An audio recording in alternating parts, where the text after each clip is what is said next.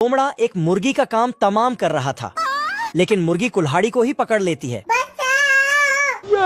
फिर मुर्गी फरार हो जाती है। बतख आता है और कुल्हाड़ी लेके जाता है। इधर लोमड़ा मुर्गी के पीछे पड़ा था। लोमड़ा मुर्गी को पकड़ लिया, तभी बतख आता है और तो फिर से मुर्गी फरार हो जाती है। लोमड़ा भी बतख से जान बचा के भागने लगता है, लेकिन पेड़ में जाके बतख छपरी लोमड़ा के पीछे नहा धो के पड़ जाता है। लोमड़ा जाके पेड़ में चढ़ने लगता है तो बतख फट फट पेड़ ही काटने लगता है, जिससे पेड़ छोटा हो जाता है। लेकिन लोमड़ा अभी भी भागे जा रहा था। तभी साले को ख्याल आया,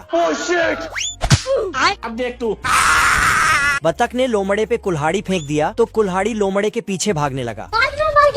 रास्ते में पेड़ आता है तो उसको काट देता है, जिससे लोमड़ा का पूंछ पेड़ में दब जाता है और लोमड़ा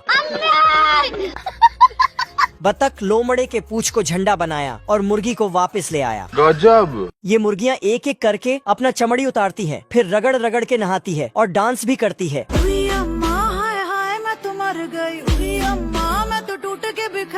बतख उनको नया चमड़ी वाला कपड़ा पहनाता है।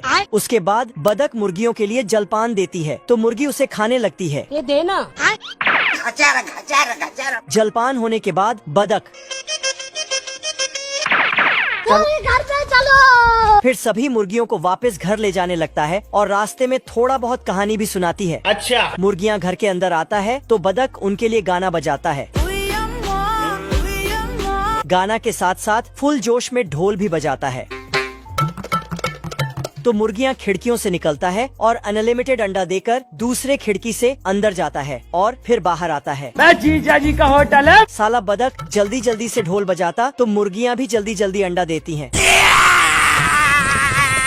अरे रुक जा। ये मुर्गियाँ तो बहुत ही एडवांस हैं। गाजर खेत से निकलकर अपने बच्चों को जगाती है। उठ जा।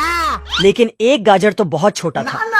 ये केला भी अपनी खाल उतारकर ठंड में नहाने जाता है, लेकिन अपने ही छिलके पर फिसल जाता है। ये प्याज भी फूल पर बैठकर नदी के उस पार आती है, लेकिन इसकी खुशबू से फूल भी मुरझा जाता है। अरे दादा रे, मैंने कुछ नहीं किया। प्याज गाजर के बच्चों के पास आता है तो इसकी बदबू से मटर भी छिलके में घुस के चैन बंद कर लेते हैं। बदबूदार प्याज को सब दूर भगाते हैं, जिससे उदास होकर प्याज रोने लगता है। तभी यह मोहतरमा आती है, लेकिन बदबू के कारण तभी एक इल्ला बोल जाए बब्बा सभी फल सब्जियों पर हमला कर देता है साले को छोड़ूंगा नहीं। और मोहतरमा को खाने ही वाला था। तभी प्याज और इल्ला के बीच खतरनाक 1v1 फाइट होती है, लेकिन इल्ला प्याज के बदबू के सामने टिक नहीं पाता। तुम बेटे हो हमारे। चिंटू भेड़ का कपड़ा खींचकर भाग जाता है। Bye, have a great time. फिर शर्म के मारे लाकर वापस कर देता है। इसकी पिटाई तो होनी ही थी। चिंटू खाना बनाने के लिए कभी कुत्ता तो कभी गाय लाता है। अरे इस बार तो मालिक को भी ले आया। अरे घोड़े के साथ प्रेमी जोड़े को भी लेकर आ गया। चिंटू डायनासोर को कछुआ समझकर ले जाने लगता है।